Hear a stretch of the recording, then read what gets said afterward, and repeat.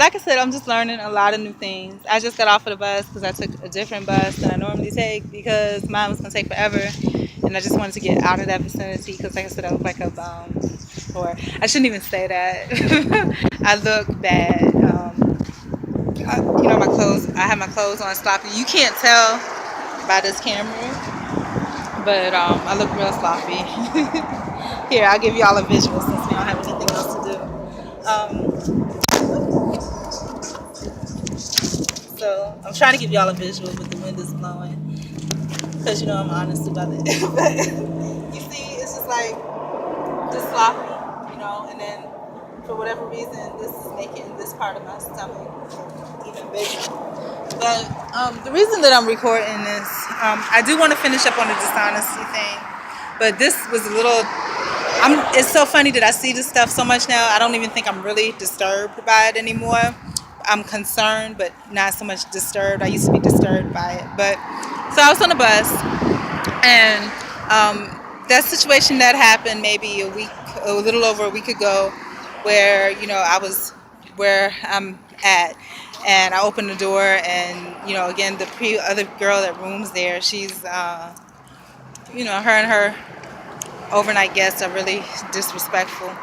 But and her room is way on the other side. I opened the door, and there's this girl sitting there, this heavy-set girl, like right in front of my door. And of course, I open it, and she doesn't mean any harm, but of course, her natural reaction is going to be to look over and see what that is. You know what I'm saying? And just disrespect from the girl that stays there, her overnight guest, just ensued from there. Now, just so happened I got on the bus today, and I normally don't take this particular bus, but I did, and and lo and behold, let me tell you the series of events, because everything is like a butterfly effect. One thing affects the other. So I got on the bus. As you know, my toenails are a little busted. I had something, going on. Toenail came off, and so I tried to paint them to make them not look so bad. And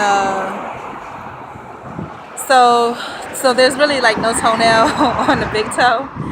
And so this guy walks by and he kicks it, and of course it hurts like heck because there's no toenail there. So I get up and I move to the back because there's somebody coming on with crutches. So when I go to sit in the back, the heavyset girl that was there that day came, and I didn't hear her personally say anything bad, but what happens is that when people continuously do that, then eventually, like I said, just human nature and socialization, they inadvertently join in, not directly but indirectly. And that's the other movie that I saw today that kind of alluded to that, but I don't know the name of it. When I get it, I'll post it. But anyhow, so she sat right behind me, and I was kind of uncomfortable because, and again, in the situation that was it, when you're like that and this person has been talking all kinds of stuff, somebody just blew and waved at me, and it wasn't lewd and lascivious. It was a dad and his son, and they waved like they knew me, so that's weird. So I don't know. Maybe I look like somebody they knew. Probably did. I'm not as unique as I like to think that I am, but they probably thought it was somebody that they knew, or the guy waved, and because dad waved, son waved too. But that was nice. So that was a nice experience. So maybe I'll do that more often. Maybe I'll just wave back. But that could be dangerous too. But I kind of like that because usually I don't even look at the car because I'd be scared to look. Because then some people, the bad people, take it as an invitation and they'll stop. And, but I was pleasantly surprised. It was a daddy and his son. Probably thought that I was like a church person or something. I don't know. But it made me feel good.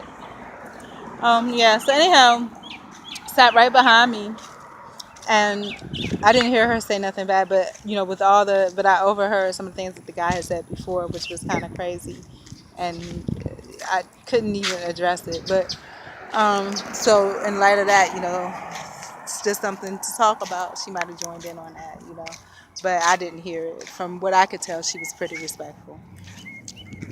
But again, humans are humans. We're socialized. If people start saying things over and over, eventually you'll get into it. Like I said, I used to like to think that I'm a great person, but what happened last night at work, it made me kind of question because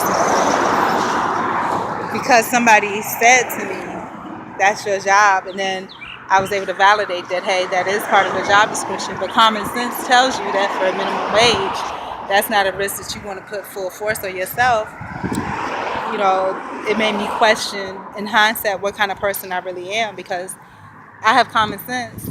Not even, I don't have common sense. I'll take that back because I'm not common. I don't have common sense, but I do have spiritual intelligence, or spiritual knowledge, if not intelligence, spiritual knowledge. And I know that was not, in hindsight, it was not the right thing to do. That's why I think now, more than ever, I think I need to pray. Like, I've never been, like, for the past decade or so, because of all I went through with the quote-unquote buildings, the church, and things like that, when I really needed a friend or needed someone to pray for me, I couldn't even get that. It made me pull away from that. But really, your personal relationship with God, I really need to pray directly to God myself. And that is, like, the honest to goodness truth. And I don't know what I read, or I think it was again 1984, but it may not have been. But they were saying how they were it was 1984. They were taking away people's personal relationship with God. All the relationships that you had to be through the Catholic Church. Okay, so yeah, I now really know the importance of my personal relationship with God. And when I go home, I really want to pray. And when I say home, home is where the heart is. Wherever you can find some peace and tranquility to yourself. So if you're homeless, in any shape or form, if you don't have a lease in your name, where at any moment somebody can just kick you out and throw you out on the streets, and you don't have any bank, and you don't have anything, from what I know, you're technically considered homeless. So, I want to let you know that I want you to be encouraged. Home is where your heart is, wherever you're able to get some peace and quiet. So if that means, like I said, God created this earth for us to be on. And, if you're out in the elements, I don't know. All I'm saying is being encouraged. And I'm saying this from just being in the know, being a person that doesn't have family, friends, that does not own anything, And I'm going to tell y'all this, sometimes less is more. Be careful of what you aspire for, what you hope for, what you try to get. Because sometimes, like I said, the more you get, the more you enslave yourself. So just putting that out there. But I know for me personally, I need to go pray. I've known this for at least a week now, that I need to get on my knees somewhere and pray fervently until my heart is out spiritually all over the floor and it fills the whole room. And that's what I need to do. I need to pray. Because the world ain't no joke, y'all. And it's nothing new, because the story is just repetitive through arts, through the real world. It's repetitive. Old movies, old books, all of it's repetitive. It is retelling the story today. So I'm telling y'all, it's real out there. So for those of you like myself that may have been disappointed by all the tenets and institutions that the world put out there, God is not an institution. Okay, the God that you pray to, your spirit inside of you is not an institution. It's not a church. It's not a building. It's not a government-funded program. It is your spirit. You need to get in touch with it, in tune with it.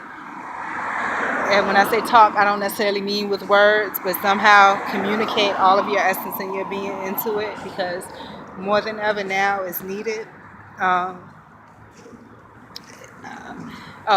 So what was the point of that? Yeah, that I was on a bus, that person happened to be on there. Oh, the point was, and then it was about SeaWorld, because the girl had on the SeaWorld uniform, and then there was a guy, a heavyset girl that worked at McDonald's up front.